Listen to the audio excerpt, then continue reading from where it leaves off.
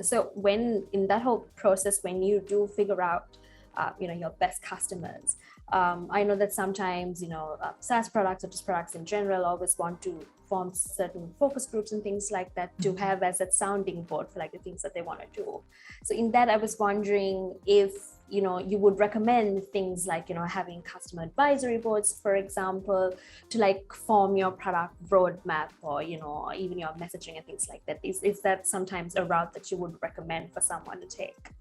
For sure. I mean, I think that ultimately having more insight is not a bad thing. I think it's making sure that you're asking the right questions of those people, because so often we can get the right answer to the wrong question in business. And so if the question you're asking is, what feature do you want us to roll out next? You're going to get a lot of answers, and you can then organize those answers and you can say, okay, 50% of people said this and 30% said that. That might not be the right question. The right question might be when you get somebody coming to you and saying, I want to do X, and asking them why. Why do you want to do X? So an example of this, my friend's the founder of Proposify. They're a proposal SaaS company. They're based here in Nova Scotia, but they're I think they might be one of the largest in the world now, and really great product. But in their early days, and they're trying to figure out the product roadmap, they kept getting asked for, what was the feature? They kept getting asked they wanted to, I'm blanking on the exact example, but essentially the clients kept asking them for something, and then the founder would go, okay, do we need to build out this big thing, or can we do something smaller? And so they asked why they wanted that thing. And when they ended up getting the answer from the users, what they found was they're saying they want this, but we could just turn this into a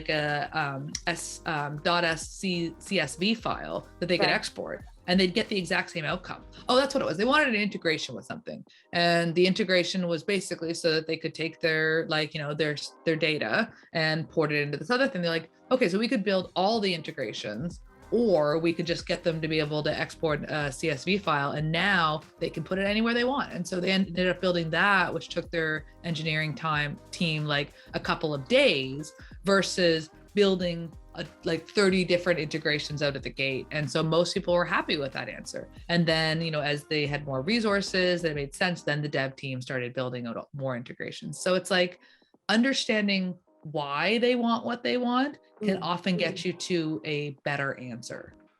Yeah. Okay. That's a good approach. I'm going to keep that in mind. I'm going to share a couple of resources with your listeners that could help. Actually, there's two things that are really, really helpful when it comes to the product side of things. So the previous head of product over at Basecamp, they're big nerds on jobs to be done. He's not there anymore, but he wrote a book that's free, available, and you can read it online, called Shape Up. And it talks about how they do just that. They'd have features asking for a calendar, and they're like, well, what do you really want? And then they'd dig in, and they'd be like, oh, they don't need a calendar. All they need is this little thing. We can build that really quickly. And the other resource that would be really great to check out is David Cancel, the CEO of Drift.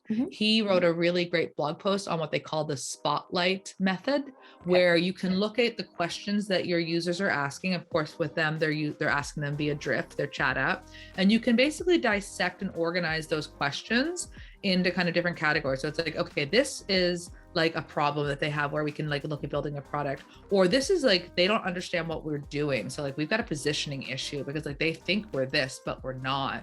And so he gives this really neat way of being able to look at the how they're phrasing their questions, and basically then filter and organize them to know how to actually use that to make business decisions. So those are two great resources.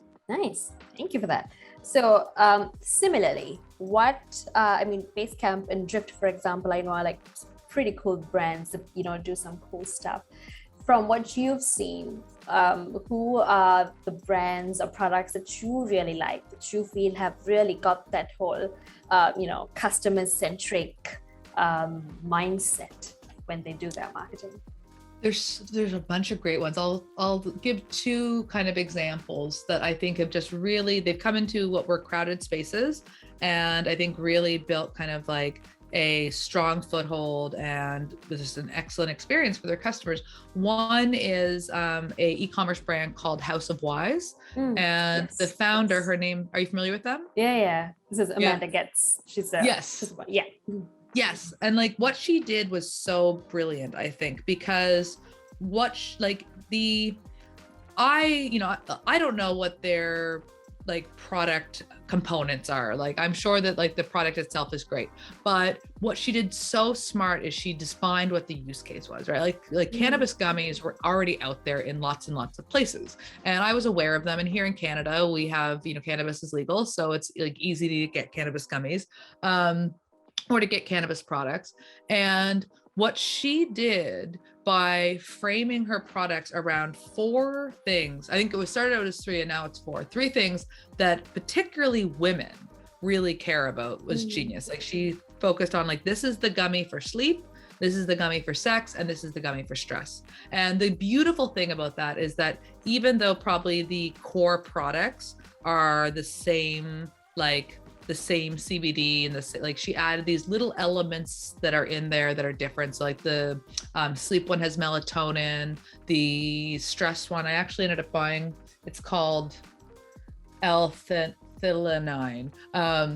You can't get her gummies in Canada, so I just looked at what the other product was. But like this is like what was so genius about that approach was it was hyper clear what you were going to get from this, right? Like it's like, so there's no, you don't need to like deconstruct it. Like it's just super clear.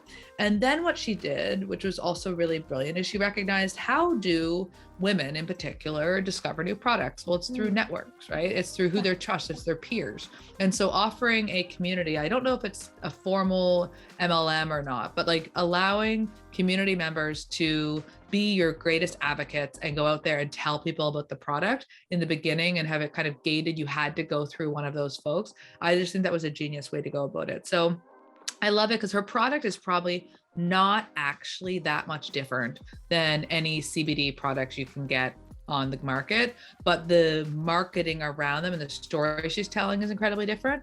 And it probably creates a huge placebo effect in the minds of the users, right? It's like, oh, this is the sleep gummy, so I'm going to be tired now. Or, oh, this is the sex gummy, so I really am starting to feel more horny. Like, so I think that like she just did this genius job of framing her products so that you knew what they were, why they were for you, and you'd see other women that you respect talking about them, sharing their own challenges in those 3 areas, which lots of people struggle with. And like just the placebo effect of the product and like categorizing her product in a place of its own. So I think that's a great example. Another brand that I really like what they've done, it's completely different, not a software product or a physical product, but Louis Grenier created a program called Stand the Fuck Out. And it's about how to help freelancers, mostly consultants, how to help them to really radically differentiate themselves in the market so that like, you're not just a copywriter or you're not just a SaaS copywriter, you're like the only SaaS copywriter for X, right? Like how do you become radically different and well-known? And I think that in his approach to teaching that, of course, he ate his own dog food and he's created a really unique brand and a really unique community and does things differently than a lot of other podcasters. He's got a very popular podcast, puts out exceptional content for free, the kind of stuff that other course creators would charge for, and just has built huge trust with his audience pretty quickly and built a lot of interest in that product pretty quickly. So I think there are 2, and he of course does, customer interviews. It's a huge part of how he informed the initial product. So those are 2 brands that for me, I like the founders a lot, but I also think that they created an exceptional product based on really understanding their customers. And they've marketed that product brilliantly. And I kind of picked up from what you mentioned, Katelyn, was that one is that with one example, it's building that community around the product is kind of what like really got those customers excited about it, because it ended up becoming something that they trusted, which was the second one, just creating trust, sharing content that was important and what people were looking for. In that, speaking of, creating trust, I know that is something that I think that you very effectively do in your newsletter, Why We Buy, which I really look forward to. And I read it, and I sometimes just filter it and I read it every once in a while to see what I can learn out of it. And I think it's such a great newsletter for everyone to subscribe to. I wanted to know, one is how you figure out what might be, you know, the idea that you want to dispense every time you send out that newsletter, thinking, okay, this is what's going to get the marketing interested. Second of all, I specifically wanted to talk about, you know, how you got the idea for Trigger Tuesday when everyone was sending all those deals. You know, how did that pan out?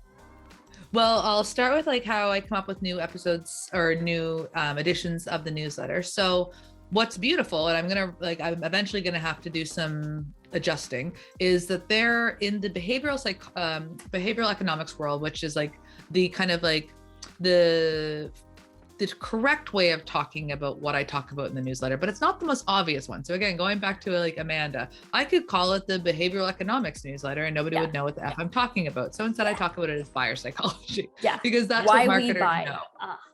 Exactly. Right. And so there are lots of cognitive biases that I haven't even touched on yet. So behavioral economics is this emerging discipline. We're learning more and more about our customers and why they buy. And so there's a lot of different types of cognitive biases out there. And I would say I'm probably from the ones that I'm kind of like tracking and like deciding which ones to do in which order. I'm probably about maybe a third of the way through the ones that exist. So I've got this great kind of backlog of content just based on the biases that researchers have done research on and the experience that behavioral economics people are running. So I started with kind of like the ones that were the most obvious to marketing, and now as I kind of get into some of the different ones, like last week's was on the empathy gap, which I think people read that term and they think it's going to be about like not really understanding your customer, which it is to an extent, but it's more specific than that. It's about we as people often don't understand how we're going to act in the future, because if we're in a current state, which is like a calm state, and then in the future, when we're put in this buying situation, we're in like what they call a hot state, where we're like stressed or hungry or angry or whatever, we don't behave rationally. And so our current self does a really bad job of predicting how we're going to act in the future, because we think we're going to be rational and make decisions rationally. But in fact, that's a neat one, but it's not one that is as common. And you have to kind of search for how to make that really applicable to marketers, because it's cool to know, but what does it mean for marketers, right? So that's how I come up with ideas for that. And I'm kind of like, I'm already starting to think ahead around like when I have basically gone through the canon of like all the behavioral biases that are being written about what next. And then I think I'll probably start sharing stories of brands and how they're applying them. So I might do like a breakdown on Starbucks, or like a breakdown on Disney, or like some of like our favorite brands that are clearly applying these in lots of different ways to their business. That's kind of like maybe coming next. For my the other question you asked me, I did the first time that we launched, we've got this little asset. It was kind of like our first product that we would sell directly to marketers as opposed to going through partners. It's called our Clarity Call cheat sheets. And it is essentially a collection of like scripts and templates to help you to go out and talk to customers and get clarity through customer calls. And we launched it last year on Cyber Monday. It was like, we never brought it to market before, so it was our first launch. Of course, immediately after doing the launch, we're like, okay, what did we do well? What could we do better? And we went out and talked to customers, so we'd learn why they bought. And a lot of the insights that we gathered kind of gave me some ideas around what to do for this year. And one of them was, people had said I was, running my own Cyber Monday or Black Friday deal, pretty disappointed with the results. Like I didn't get the sales that I was hoping for. Meanwhile, I'm seeing these other people like, showing screenshots of like their Shopify, and they're like doing like, $40,000 in sales. And I'm like, I only sold like $500. Like, and so like there was this like moment of reflection, and I need to be doing something different because my marketing is obviously not hitting the mark.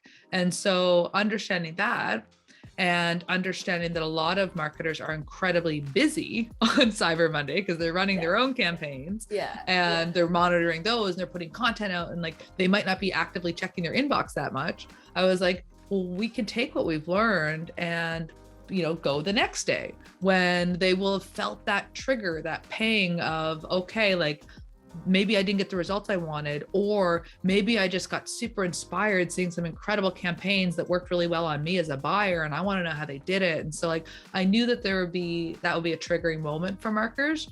And I wanted to say, okay, we can leverage that And we can use that, because I don't think you can force people to buy. Like, we talk about generating demand. I don't think you can generate demand. I think you can capture it, right? And so that was the goal, is like, we want to capture the demand that's just been that's just happened because of Cyber Monday and Black Friday. And we want to make sure that we can like position our product as a solution to some of the challenges they now know they have. I love there's so many nuggets of wisdom, Katelyn, today, asking, the right questions, from your customers. You can't generate demand, you just capture it. Thank you so much for, taking the time today. I did want to ask, I know that, for marketers, we always talk about, how important it is to speak to customers to get those insights. And then again, understanding behavior psychology, for example, because that's how you can sell, when you understand people. Other than Why We Buy, the newsletter, and even the blog on Customer Camp, are there any other resources that you would recommend for marketers to read up and learn more about their customers? Definitely. If you are new to the kind of buyer psychology world, then I would definitely read the book Influence by Robert Cialdini.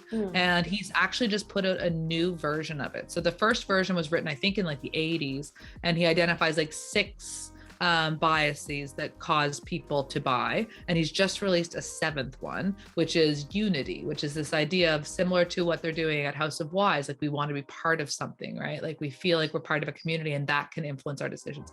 So I'd read that one first, because it really is it's a masterclass in understanding what can influence people. And then if you want to get into kind of go even deeper, there's a great book. I have a copy of it here. I don't buy books physically very often, because I like reading on my Kindle, but this one I got because it's such a good, I think it's a blockout, but it's called What Your Customer Wants and Can't Tell You. And it's written by Melina Palmer. And she is she's also the host of a great podcast called The Brainy Business. Nice. So really good podcast, really good book. And then my final recommendation, well, there's 2. I'd also listen to the Nudge podcast. It's so good. It's by Philip Agnew. Yes, such a good podcast. And the last book I'd recommend is Alchemy by Rory Sutherland, because he talks a lot about how, as marketers, again, we always try to think about our customers thinking that they're rational and that they're making decisions from a rational place. But when you really think about how to create magic from a brand, it's not often something that's from the outside looks rational, but it works. And so in Alchemy, he breaks down all of these cool examples of how brands can create magic from a marketing perspective and a product perspective. Thank you, Katelyn. This was very helpful. There's a lot to think about, and I know there are so many things that I'm just going to take for myself and break it down as well. All the resources that Katelyn mentioned, I'll add it in the description as well, along with a link to Why We Buy as well. Thank you, Katelyn, once again for awesome. Thank you so the much time. for having me. Thank you.